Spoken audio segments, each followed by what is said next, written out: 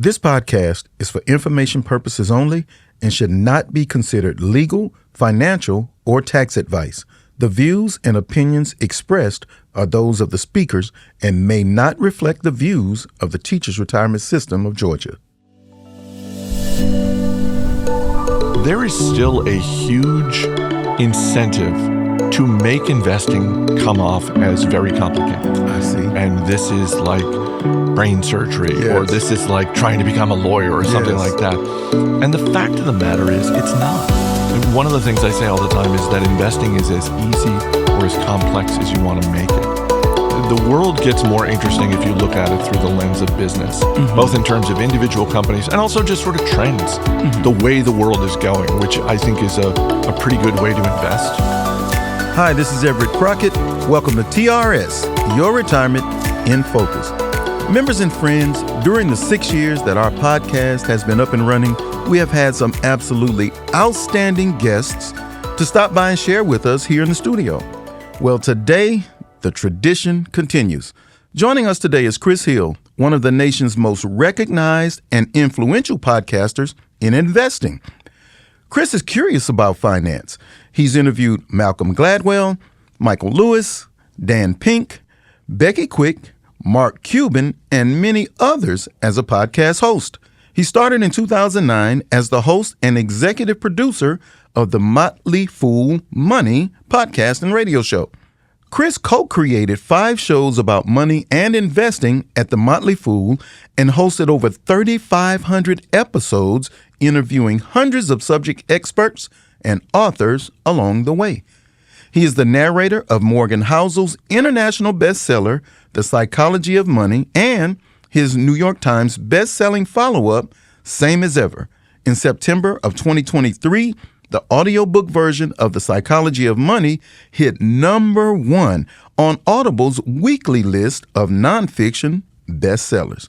In addition to his work in the studio, Chris has presented on stage at dozens of professional events, including Web Summit, The Motley Fool, My Wall Street, and Capital Camp. He has guest lectured on business and investing at American University, Boston College, the University of North Carolina, and the University of Virginia's Darden School of Business. So members and friends, join me now in welcoming in our guest today, Mr. Chris Hill. Chris, welcome to our podcast and welcome to our studio. It is an absolute pleasure to be here. Thanks so much for having me. Excellent, excellent. Well, you know, Chris, I consider any day that I can learn something new or gain some insightful information to be a great day. So let's make it a great day for our listening audience and jump right into some questions. Chris, how did you get started in working with an investment company, and what led you to the Motley Fool? My background is in communications. So when I joined the Motley Fool in 1997, the first decade or so that I worked there, it was in a communications role as director of communications, media relations, PR, all that sort of thing. And one of the great things about the company was that there was very much a fostering environment of learning. So regardless of your role at the company, the leaders at the company wanted everyone to learn about investing. I really didn't have much investing experience when I joined. And so working at the company that first decade, where if you remember, we had the great run-up in the late 1990s, Yes. the irrational exuberance, as Alan Greenspan called it. Then the dot-com bubble burst. Yes. And the stock market rebuilding in the wake of that. It was a very interesting, exciting, and at times a little scary Well, I'm sure. to be an investor. And then as I moved into the second phase of my career at the Motley Fool, the podcasting phase, every day I was going in the studio talking with at least one, if not more, of our analysts to talk about the business news of the day. And really the goal was, how do we help people understand what's happening? Okay. Because people can get information anywhere, particularly during earnings season. A public company reports their quarterly earnings. Right. You can find that information anywhere. But what we found was that people would come to us, to the Motley Fool website, and also to the podcast to sort of figure out, well, okay, how should I think about this? You know, this company reported earnings, their earnings were up, their guidance was low. You know, what does it mean? Right. And so that's really what we were trying to do. And I always saw myself as an advocate for the audience, to ask the questions that I thought the audience would probably have. And on occasion, just if I found an analyst was maybe using some jargon that I didn't understand, I thought, well, if I don't understand this, chances are at least some of the people listening don't understand it either. And sort of pushing back and saying, wait, what does that mean? What does that term mean? Okay. And really just trying to figure out. And along the way, over a 25, 26-year period, it ended up being this wonderful education in investing, how businesses work, how to value companies, how to evaluate businesses, what makes for a good investment, all that sort of thing, and how individual investors are different from Wall Street investors. Okay. Wow. That's a great background on that, too. Excellent background. So as you indicated, you spent something like 25 years at the Motley Fool. What was that like? It was like having a front row seat at the stock market. Wow. For everything that happened. And I mentioned the dot-com bubble, more recently than that, the Great Recession in the fall of 2008. Right. And we started our first podcast in early 2009. So it was really in the wake of that and almost at the absolute bottom of the market. And, we tried very hard to lift people up when times were bad. And we tried to rein people in a little bit when times were good, because when there's a bull market and every stock is going up regardless of how the business is doing, that's heady stuff. It's always nice to look at your portfolio and see it going up, not down. But there were times where we very actively tried to be like, wait a minute, hold on. Do we really think this unprofitable young company is worth 3 times what it was worth a couple of months ago? If you base it on the stock price, the market is saying yes, but the fundamentals are probably saying no. So it really was a very exciting time. And the other thing I would say I learned, Everett, is how interesting the world of business can be. Because, again, I come from a communications background. I was not a finance major in college. It was a necessary evil to me once I got an actual job to think about putting money away for retirement and all that sort of thing. Yeah. And when I was at the Motley Fool, I learned that you can look at businesses and business leaders the same way that you look at sports teams and the coaches and the owners and that sort of thing. And the world gets more interesting if you look at it through the lens of business, both in terms of individual companies and also just sort of trends, the way the world is going, which I think is a pretty good way to invest, is thinking about, well, what is the trend in any given industry? Right. And if it's growing and you think it's going to grow over time, then that's probably a good place to put your money. I agree with that. Totally agree with that. Well, since leaving the Motley Fool, you have started your weekly podcast called Money Unplugged. What led you to moving into your own podcast, and what would you say is your mission with Money Unplugged? I've gotten more interested in the psychology of money. And yes, part of that is due to narrating Morgan Housel's amazing book. But it really is something I got more and more interested in over time. And when I left the Motley Fool in the middle of 2023, I took a little time to recharge my batteries and started to have this idea of this weekly conversation with people about their relationship with money, because everybody has a relationship with money, whether you're an active investor or not. And that relationship starts when we're young. And I looked around at existing podcasts because I thought, well, someone must be having these types of conversations. And I couldn't really find anything. And so that sort of gave me a little bit of encouragement to start having these types of conversations where I'm not talking to people about their net worth, because I don't really care about their net worth. I'm more interested in, what was money like growing up? What do you remember about money growing up? What was the first job you had when you were a kid? All that sort of thing. And how that changes over time. And in terms of the mission of Money Unplugged, money is still a solitary thing for so many people. It comes loaded with anxiety and opportunity. When you're younger, when you're struggling, anxiety is high. When you balance out your financial life and you start to invest, then you start to look at money through the lens of opportunities, whether it's investing or buying a home or a vacation or whatever it is. And so I really wanted to have conversations to speak to those things so that anybody listening would know that they're not alone, that people who are successful have also struggled. Yes. And I wanted to have those types of conversations. And I have to say, I've been pleasantly surprised at how open people have been willing to be in these conversations. There are very revealing things that come out of some of these conversations about struggles with spouses. Oh, my. Because people go into, that's a standard question I ask my guests is, or I shouldn't say all my guests, because not every one of my guests has been married, but most of them have been. And one of the questions I always ask is, how much did you and your spouse talk about money before you got married? And Everett, overwhelmingly, the answer is not that much. Yeah, I concur. I concur. Well, Chris, in creating your own podcast in your second chapter of your financial career, I think that's a great way to come out of the gate.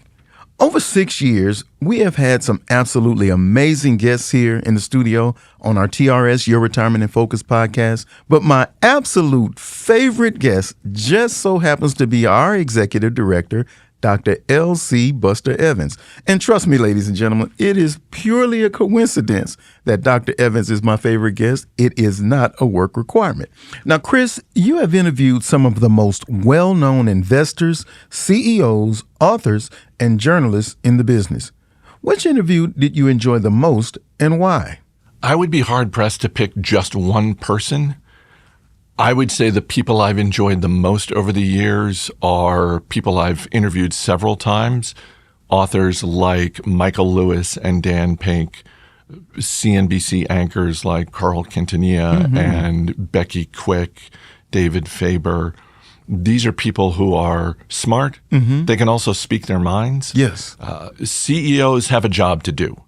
It is not all that different from being a politician. They have to, as a friend of mine likes to say, they talk their book. And they should. If you're the CEO of a public company or a private company, you should be talking up your company's strengths. I agree. And I find the conversations I enjoy the most are the conversations with people who can step back and not be afraid to be critical or to say what they really think.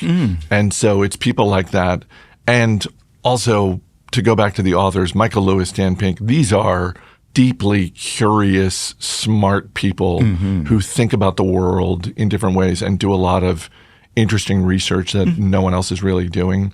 I remember the first time I interviewed Michael Lewis, it was for his book, The Big Short, which then got turned into this wonderful movie. Yes. And it was an incredible look at the great financial crisis that we had not seen before. It was all of these behind-the-scenes people who had not gotten a lot of attention previously, but they actually did see it coming. They saw the housing bubble about to burst. Yes. And so having conversations with people like that, that's really been a highlight. I can imagine. Quite an eye-opener for sure. Well, who have you not yet had the opportunity to interview, and do you think you'll ever have an opportunity to do so? There are people I've been trying to get for Money Unplugged that I quite haven't had the chance to get, and it's not any one person, it's really a category of people, and that category is creatives. People who create things for a living. And look, I get it. I want to have personal conversations with people about their relationship with money, and not everybody wants to do that. Wow. And I totally understand. I don't begrudge. I've gotten plenty of no's from people that I have pitched, and they say, no, thanks. I don't want to go and talk about how I feel about money. I totally get that. Sure. But people who are artists, people who are film directors. A recent guest I had on my show is actually the first creative person I've had the chance to interview. He's a stand-up comedian named Paul Olinger. And one of the interesting things about Paul is he started out as a tech executive. He worked for Yahoo in the 1990s. Then he worked for Facebook in the early 2000s and did well at both of those jobs, and decided when he wanted to step away that he was going to pursue what he really wanted to do, which was be a stand-up comedian, which is not an easy job. Wow. And so I think it's interesting to think about how money informs decisions, because most of us have one full-time job. And if we switch to another full-time job, money is part of that consideration. Sure. Yeah. But if you are a stand-up comedian like Paul is, and he also is a speaker, he gets hired for corporate speeches, he is a writer, he's written a couple of books, he has a blog that he does. One of the things that Paul and I talked about was how money informs those decisions. Because there are some things that might not be as fulfilling, but they pay well. And there are other things that are more fulfilling, like writing for Paul. It was one of the things he talked about in the episode was nobody writes a book thinking that they're going to get wealthy off of writing the book. They write the book because they want it to exist. Yes. So I'm hoping to have more of those conversations with creative people. Understood. That's quite a pivot from the tech sector to the stand-up stage. Yes. Wow. I can't even imagine. Yes. Okay. Well, we use several social media outlets to attract different segments of demographics within our member population. What is your core audience, and how do you appeal to those various levels of financial acumen? I would say my core audience is anyone who is looking to take a more active role in their own financial life. Okay. And that can be anywhere along the spectrum, from young people in college, just out of college, starting their first job. Because one of the things I talk to my guests about is that first experience out of college, what money was like, and how they made those decisions when they were, in a lot of cases, working in a job that wasn't paying them a lot of money, and they're struggling to make rent, and they're having a bunch of roommates to make sure that they can make rent. Yes. So from that end of the spectrum up through people who are more active investors and more established in their careers. They're older, they're in their 40s, 50s, 60s. And same sort of thing. I think looking for that reassurance that we talked about before, that other people make mistakes too. Sure. Other people enjoy splurging, which is something we talk about on the show. And again, having that connection, because money so often, even though we have social media, even though it's so much easier to get information, whether you're investing or you're looking to make a decision like, how do I find the best mortgage? How do I find the best financing deal for a car? All those life events that involve money, it still a lot of times comes down to just you on your own. Even if you're married, even if you're working with a partner. It is true. A lot, that feeling of loneliness, I'm looking to combat that, and with a show like Money Unplugged, let people know, like, no, you're not alone. Everyone's made these mistakes. Everyone has these fears. Everyone has had these struggles, and there are ways to come out of it on the other side much better. Wow, that's great. That's absolutely wonderful. Well, some people may feel intimidated by those that have immense knowledge and experience in investing. What is your approach to simplify those concepts for those who are just getting started or who are intimidated by investing? I completely understand anyone who is intimidated by investing, because I felt that way. It's a topic that a huge percentage of people are just not interested in. Wow. And I never want to overlook the fact that this is something, Everett, that I really thought would be fixed by 2025 or would not exist by 2025. But there is still a huge incentive to make investing come off as very complicated. I see. And this is like brain surgery, or this is like trying to become a lawyer or something like that. And the fact of the matter is, it's not. And one of the things I say all the time is that investing is as easy or as complex as you want to make it. And that was something to go back to Becky Quick from CNBC when she was on the show. One of the things we talked about was, look, and Becky Quick is an award-winning journalist. She has spent her career at CNBC and the Wall Street Journal. She's incredibly intelligent. And there's no doubt in my mind that in a different universe, Becky Quick is an investment professional on Wall Street making a salary much bigger than whatever she's making at CNBC. One of the things we talked about was the fact that CNBC has a restriction for its employees that they cannot own individual stocks. They can own shares of the parent company. The parent company of CNBC is Comcast. Other than that, they cannot own individual stocks. Wow. They can only own index funds, S&P 500 index funds. Again, to go back to investing is as easy or as complex as you want to make it. Just the S&P 500 index fund is such a wonderful first step for so many people. And for a lot of people, my sister included. My sister is one of the smartest people I know. She just has no interest in investing. Wow. And so for decades, she and her husband have just been putting money away, indexing all the time. And so one of the things I asked Becky was, hey, do you find that freeing that you don't have to make choices of individual stocks, or do you find it frustrating? And where she netted out was, hey, it's pretty great to be able to just buy shares of the 500 biggest companies in America. Yeah. I totally agree with that. Yes, and I can imagine be quite freeing as well. Many people, myself included, have enough on our plates already. Right. Yeah, it's already enough on the plate, so I can see the benefit of doing so. Well, Chris, we have over 500,000 members of our retirement system who have a defined benefit plan as a benefit. What investment advice would you give our members who have not yet retired?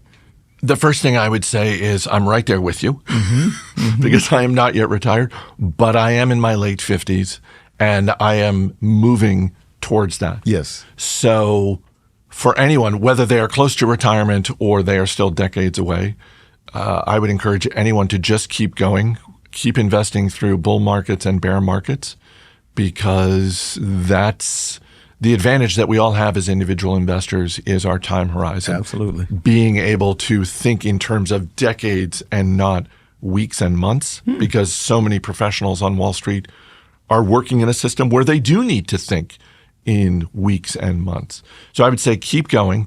And then, as I am starting to do in my late 50s, as you get closer to retirement, start to look at safer investment vehicles.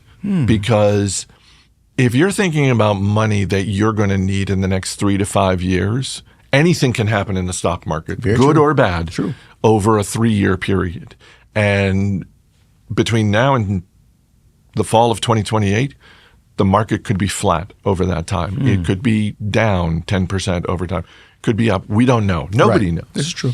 And so start to think about those safer vehicles that you can reliably look at and plan for in your retirement years, because that's what I'm starting to do. Great advice. Thank you so much for that.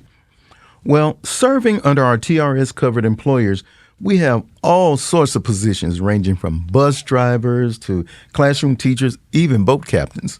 Does financial advice need to be tailored to one's career or career type?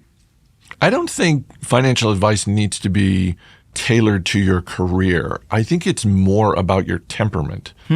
Temperament is the thing that Warren Buffett said once he mastered his temperament, that's when he essentially leveled up as an investor. And I think that's an underrated part of investing. It's easy when the market is rising and everything's going up, it looks great.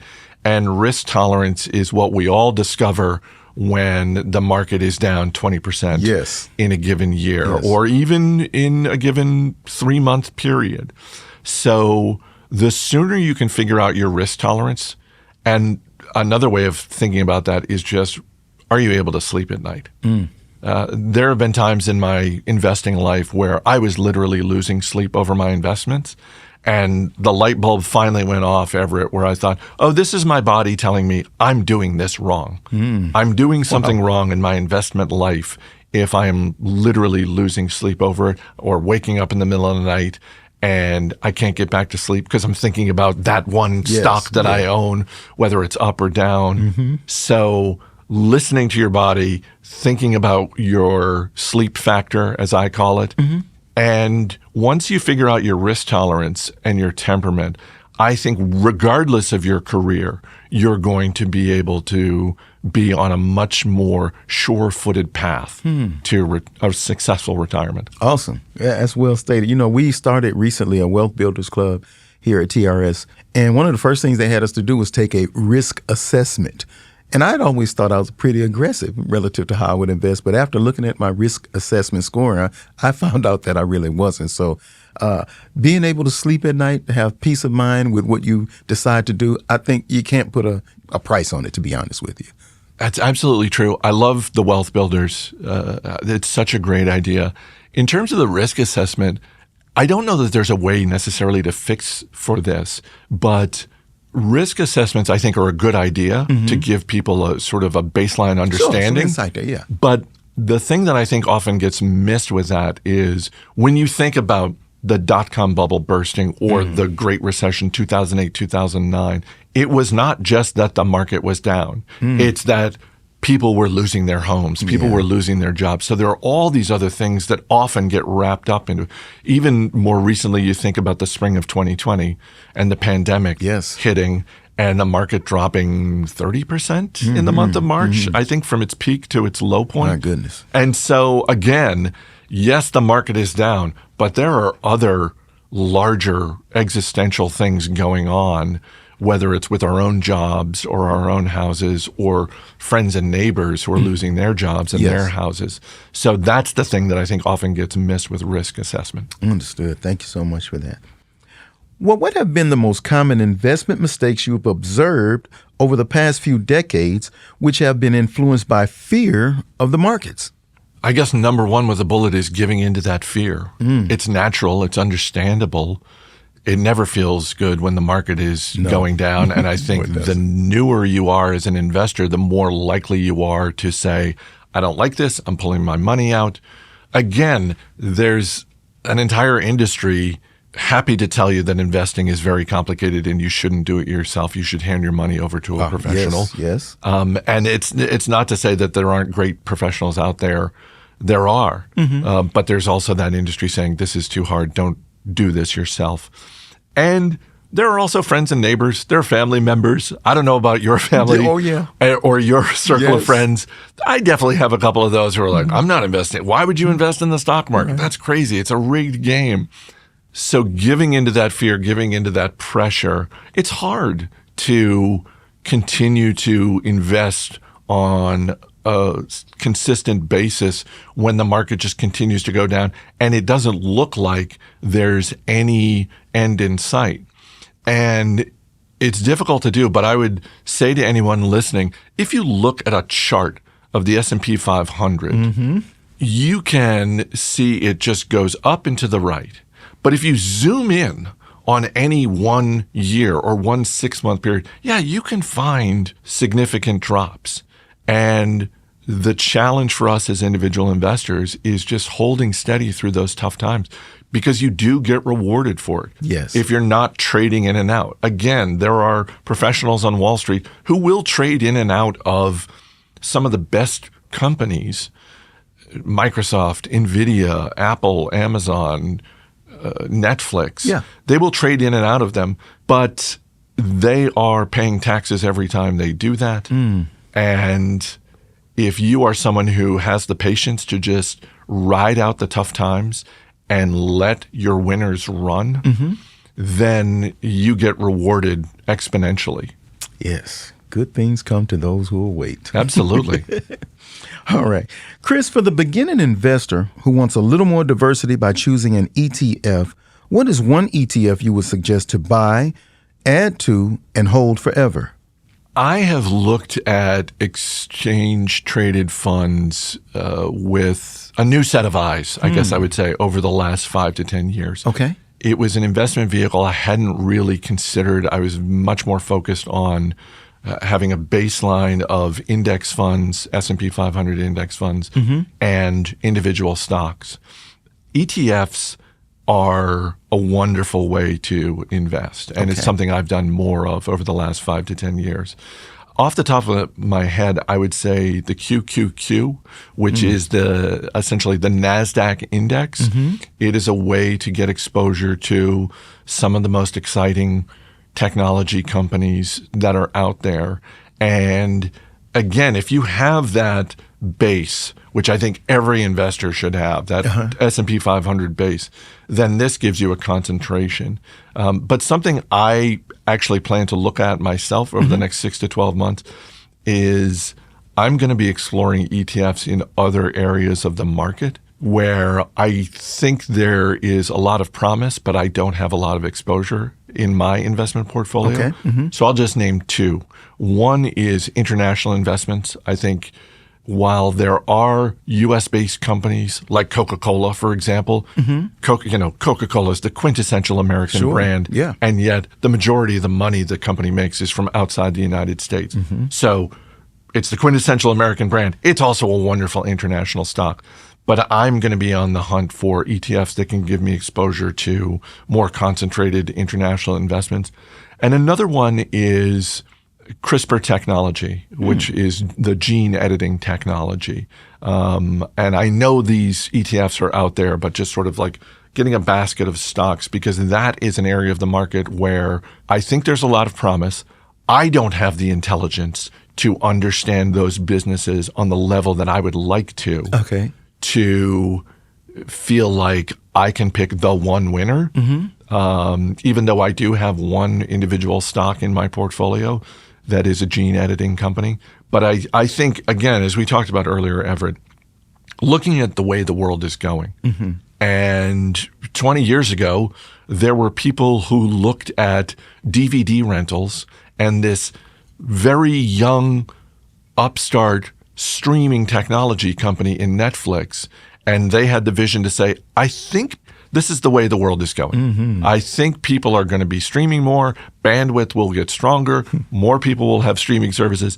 And it's the same sort of thing. Like the people who saw Netflix coming 20 years ago, there are people who are doing that in other industries as well, saying, no, this is where this industry is going. This is where technology, this is where science is going. Yes.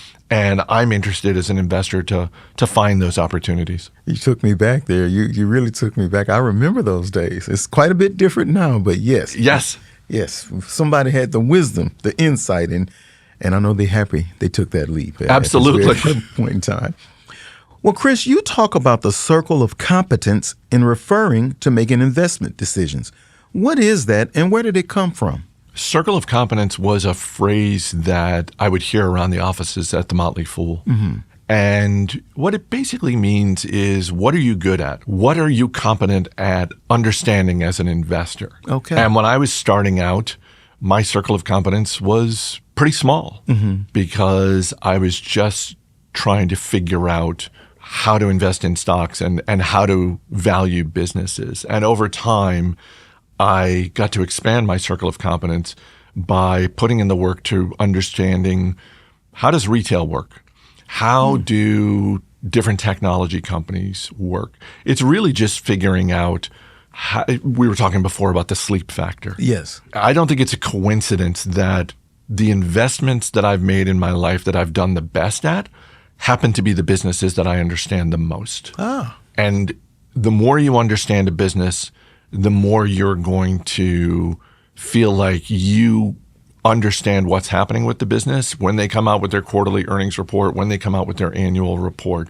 And you can make a decision as an investor, do I believe them when they say better times are ahead? And do I actually think this is the way the world is going? You also find out your appetite because, as we talked about earlier, investing is as easy or as complex as you want to make it. Plenty of people don't want to spend time on it and just want to put money away, index, and automate it, and that's great. That's a winning strategy, absolutely. There are some people who, I would put myself in this category, want to take a more active role in stock picking. But then there are people further down the spectrum from where I am, and they want to spend a lot of time on this. They want to spend time learning about industries that they don't understand. Okay. I don't really have that appetite. I don't have the interest in sitting down and teaching myself or having other people teach me, how does the banking industry work? The big investment banks on Wall Street.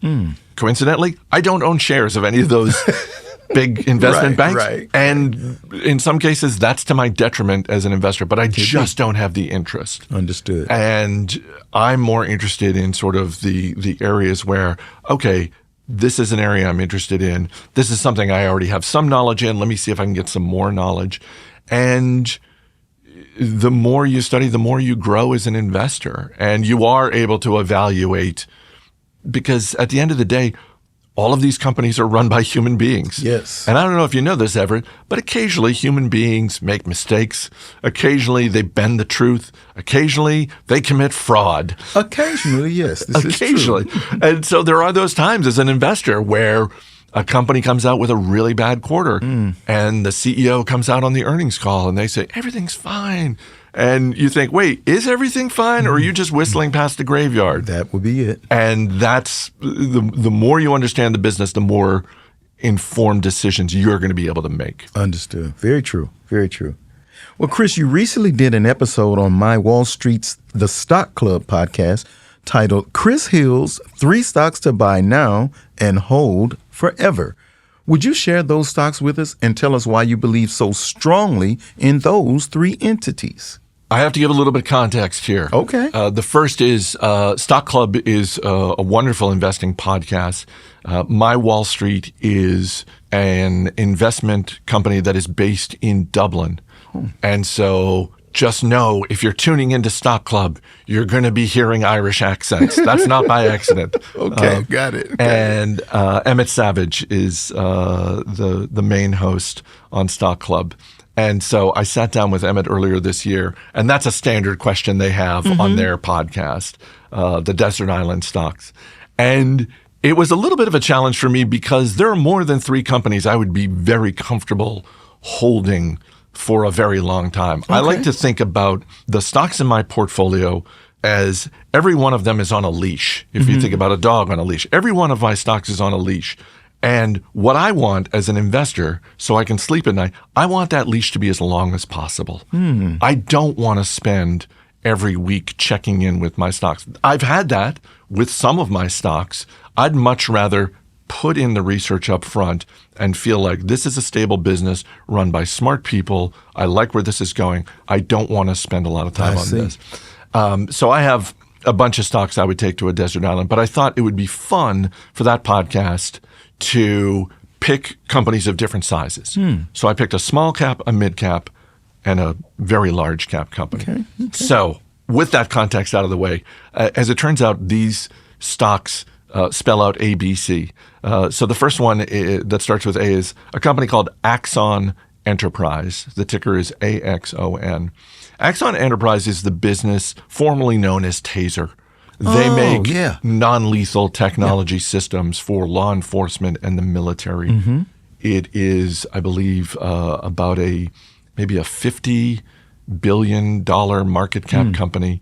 And I've owned Axon for a number of years. And one of the questions I like to ask about any business is, I think it's important to look at the competitive landscape. Who are the competitors for any business you're thinking about buying? And by the way, one of the great things about investing is you don't have to pick just one. So that's why I own both Home Depot and Lowe's. They compete against each other, but as an investor, I own both. There you go. Axon Enterprise, I don't know that there is a Pepsi to their Coca-Cola. I know there are businesses they compete with, certainly, but there's not an obvious competitor. Okay. And I think that those are systems that the switching cost is pretty high. So that's why I would be happy taking Axon Enterprise to a desert island. B is for Berkshire Hathaway. Yep. A $1 trillion market cap. This is a stock that is down about 10% since Warren Buffett came out at the annual meeting in May to announce that he's retiring at the end of the year. Right. And I'm probably going to buy more shares of Berkshire Hathaway, even though I already own it. I'm going to probably buy more shares later this year just because I think the CEO succession is a difficult thing to pull off well. And I think Berkshire Hathaway is set up for a successful transition. Greg Abel will be the new CEO. I think he will be a little bit more open to making acquisitions than Warren Buffett has been. Okay. Because Warren Buffett, and let's be clear, he's the greatest investor of the last 50 years. Yes, so I'm not going to quibble with him. Sure. But he has been very dogmatic in his approach to making acquisitions as Berkshire Hathaway builds up the cash on the balance sheet. And I think Greg Abel will be a little bit more open to making acquisitions. Okay. And then C is CRISPR Technology, which is, I believe, about a $6 billion market cap company, and it is a gene editing technology company. I was talking about this earlier. CRISPR is a company that's had early success. It is not yet profitable, but I think, and again, this is one of those things you can do as an investor, is the longer you invest, the more you diversify your portfolio, the more you can, if you want to, look at businesses that are a little bit more speculative and say, I'm going to put a very, very small percentage of my portfolio into this company, because I think if it works out, it will work out well, and I will only have needed to put in a small amount of money into it. And so ABC, those are my 3 desert island stocks. Excellent. Well, here at TRS, we have, as I mentioned earlier, invested internally in our employees with the formation of a resource group called Wealth Builders, where we focus on financial management and retirement planning. As a part of our first book study, we read The Psychology of Money by Morgan Housel. You have audio recorded this book and his latest book, The Art of Spending Money. Tell us why we should read that book as well. The Art of Spending Money is a fantastic book. I will tell you and your audience what I said to Morgan Housel when I got an advanced copy of it and I read it. And I said to him, this is the feeling I had when I read The Psychology of Money for the first time. Wow. It was that eye-opening experience. So why I think people should read it is because, and I realize what I'm about to say sounds a little crazy, but it's true. Spending money is hard for people when they get into their retirement years in particular. When I talk to financial planners, to a person, they say the number one challenge they face is convincing clients who are approaching retirement or in their retirement years that they have done everything correctly, they are financially solid, and that they should feel comfortable spending money. And again, it sounds crazy, but if you take a step back, it kind of makes sense, because if you think about someone who starts working in their 20s and they're working and saving, and if they have a family, they're maybe putting money away for education, buying a house, all the things that you spend money on. Right. And your focus for literally 40 years is, I have to save, I have to invest, I have to be careful, And then if you do it well, it's kind of hard to shut that off. That's a very powerful, positive habit to have, to save and invest. But it's hard to shut it off when, if you have the traditional retirement, you're 65 or whatever age you are, and you're not working anymore, and you don't have income coming in, it's kind of hard to say, okay, I'm going to sell off my investments, doing the 4% rule or whatever it is, to say, again, just psychologically, that's a tough thing to do. And so one of the things The Art of Spending Money does is it speaks to that phenomenon and really encourages people to find their own path, because there is no one, just like there is no one prescriptive way that everyone should invest, regardless of their risk tolerance, there is no one prescriptive way that everyone should think about spending money. And it's something I talk a little bit with my guests about on my podcast, but it's interesting. We're all different. We all have different things that we're willing to spend money on and things that we just refuse to spend money on. Yes. And it's not to say one is right and one is wrong. One of the examples Morgan has in the book has to do with cuisine. If you told me your favorite food is Italian food, and I told you my favorite food is Mexican food, neither one of us would look at the other and say, well, that's crazy. You're eating wrong. Right, not at all. But we feel pretty free to make those judgments about our friends and family when it comes to spending money. Imagine that. And so it really is that type of eye-opening experience. And I think hopefully for people who read it, they will begin to prepare themselves for when they get to those retirement years, when they are better prepared to take the leap, that they've invested successfully, they've done all the right things, and now they can actually spend money, enjoy themselves. I don't think it's going to be a problem for me to wonder and doubt. Having done made all the right decisions, you've done all the right things, and to get to the goal and then to second guess yourself, I can imagine it's an interesting phenomenon, as you mentioned, but I don't think I'm going to have any problems struggling with that. I'm just speaking for me. That's great. Awesome. Okay. Well, obviously, being prudent when it comes to finance has shaped many of the projects you have been a part of. But tell us, what's the one thing you enjoy spending on that might be considered an extravagance? I would say the extravagance I'm willing to spend money on is travel, and in particular accommodations when traveling with my family. My wife and I have 3 kids. They are in their 20s, and I am willing to spend up and pay a little bit more money for a rental house or something like that because when we're on vacation, I just want to enjoy myself. It was one of the positive habits I had in my professional life when I was working at the Motley Fool when the kids were young, where one of the things I would do is when I would tell people, here's my phone number. When we would go on vacation, I would say, here's my phone number. I'm not checking email, but if you need me, you call me. Okay. And what I found was people don't want to call.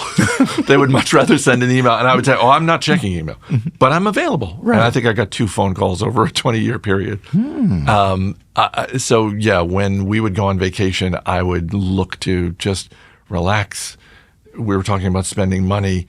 I always felt like, no, we've earned this. We work hard. My wife and I both work hard. Yes. We've earned this. Let's relax, enjoy our vacation. And part of that is let's not be cramped all over each other. Let's have a little bit of space. Let's let the kids have their space so you and I can have our space, honey. Totally agree. Nothing wrong with that. Nothing with splurging on family. Yes. Well, what was the last thing you did indeed splurge on? Was it one of those nice vacations that you were just talking about? So splurging is something I think is a fun thing to talk about. It's something I ask all my guests about. And part of that is because I have recently begun to lean into what I consider to be a secondary definition of the word splurge. I think the main definition for all of us is splurging equals spending a lot of money. It's about the amount of money. Okay. I've begun to lean more into, yes, it's that, but splurging can also, I lean into the urge where it's, I'm going to spend money that I had not planned to spend. Okay. And that maybe I did not need to spend, but for whatever reason, something emotional triggered me, and I'm going to spend this money. So the most recent splurge I had was not a lot of money, but it was definitely something that I didn't really need, but it was just some outdoor lighting. I was at Home Depot. I was just walking around. I was there to pick up something else, and I was in the lighting section. I thought, we don't really need these lights outside our home, but I would like these lights outside our home. It would make things a little brighter. And I'm big for holiday decorations. Yes. At Christmas. Yes. At Halloween. I don't go to the extent that some people go. I'm impressed by the people who really go all out for Halloween and Christmas. I feel like I'm somewhere in between, but I do enjoy lights. And so I thought, well, these are year-round lights. I want these. I don't need to spend this money, but I want it, so I'm going to buy it. I like the secondary definition that you put on splurge. Not that it costs a lot. It's just it's something I decided to do. I've splurged on food. I've gone into a bakery thinking, I just want coffee. I'm just here to get coffee. But I walk into the bakery and, God, it smells so good. Yes, it does. And it looks so good. I'm like, I'm going to buy that thing too. I'm going to buy that pastry. Totally understand that. Yes, I do. Well, Chris, how should people fit splurging into their financial plan? I think you should fit it into your financial plan the way that you fit splurging into your health plans. It's one of the quotes in The Art of Spending Money where Morgan Housel quotes Arnold Schwarzenegger talking about the food that you eat. Most of the time you should eat food that's good for you, but every once in a while, you should eat food that's not good for you because, as he says, otherwise, what's the point? Wow. And I think you got to treat yourself every now and then. And you just need to figure out what are those splurges. Yes. Again, on my podcast, I always ask people, like, what's something you splurge on just for yourself? Not for other people, but just for yourself. And there are some people who splurge. I had one guest who talked about he splurges on nice meals. Because when he was growing up, he had decent food, but not great food, and he appreciates great food. And so every once in a while, he will treat himself to a really great meal. I had another guest who said the opposite, like doesn't want to spend a lot of money on nice meals and, wants to spend it on other things. I've heard the same thing about travel. One guest said, I want to splurge on first class travel. Yeah, I want to be comfortable on the plane. And I had another guest say, we're all on the plane together. I can survive in coach. I'm going to get there at the same time as the people in first class. True. So it's a very individual thing. And I think part of everyone's financial life is figuring out, well, what is the splurge that works for you, that it's you treating yourself and it makes you happy. As long as you're doing it for yourself. Yes. And not, well, I'm going to buy this thing because people are going to be impressed with me. The comedian I mentioned earlier, Paul Ollinger, he talked on the podcast about buying himself an expensive watch. And part of the reason he did that was he likes nice watches. Okay. Yeah, that's But fine. he realized when he went out with a group of friends one night and none of them said anything about his brand new nice watch. None of them noticed it. None of them said a word. And his feelings were hurt. And he thought to himself, oh my goodness, that's part of why I bought this, because I wanted to impress my friends. And they didn't even notice. And that's another part of the art of spending money, is sort of figuring out, are you buying things for the right reasons? Yeah. Are you spending money for the right reasons? I can't wait to get a hold of that book. I can't wait. Well, Chris, as we come to a close, are there any last words that you would like to leave with our audience? I guess the words I would leave for everyone listening is keep going on the path that you're going. It's challenging at times to be an investor. It's far more fun to spend money than to save money. But your future self is going to be so happy and so grateful that your present day self is putting money away, saving money, investing money, doing that through good times and bad. As I've stepped away from the Motley Fool over the last couple of years, one of the things I've realized is how short-term in nature the investing media is. And I understand why that is. I never begrudge the headline writers for the headlines that they write. Okay. But as we've talked about, Everett, the long-term story of the stock market is one that rewards people. And studies have been done about looking at the stock market over different time periods, 1 year, 2 years, 5, 10, 20. There's no 20-year period where people who held for that 20-year period didn't end up with more money at the end than they started with. And so the longer you're able to stay invested in the market, Charlie Munger, the late, great Charlie Munger, Warren Buffett's right-hand man, one of the things he said in talking about compound interest, he said the first and most important rule of compounding is to never interrupt it unnecessarily. So the longer you can stay invested, the better off you're going to be in the long run. Wow. Outstanding. Simply outstanding advice. Thank you. Well, also, please let us know where we can find more information about Money Unplugged and your other projects as well, Chris. Wherever you're listening to this podcast, that's where you can find Money Unplugged. Okay. And people can just find it that way. And you can just sort of look through and find a guest that speaks to you, because these are not news-oriented conversations I'm having. Morgan Housel was my first guest back in February. That conversation is as relevant today as it was back in February. And those are the types of conversations I want to have with people. And I think for people who check it out, they'll find, like we've talked about, they'll find people who have struggled just like they have. They have dealt with the same challenges. And they're every bit as human. We're all human beings. We're all emotional, and we're all emotional about money, and that's okay. Yeah. But the longer we can hang in there, the better off we're all going to be in the long run. That's pretty reassuring. Well, Mr. Hill, thank you so much for stopping by the podcast studio today. On behalf of our podcast studio team and all the employees here at TRS, we appreciate you taking time I know your undoubtedly busy schedule to come and share with us. One of the goals of our podcast is to empower our listeners as they journey along their path to retirement. The information that you share with us today, Chris, will no doubt go a long way towards achieving that goal. Members and friends, this concludes our interview with Chris Hill, formerly of the Motley Fool and the creator of the Money Unplugged podcast. We certainly thank you too, ladies and gentlemen, for tuning in today, because our podcast is your podcast. You are the focus of the content that we provide, and we want you to know that we appreciate your listenership. We invite you to share our podcast with your family and your friends. And if you have comments, questions, or feedback that you'd like to share with us, feel free to reach out to us at podcast@trsga.com. Join us next time for TRS, Your Retirement in Focus.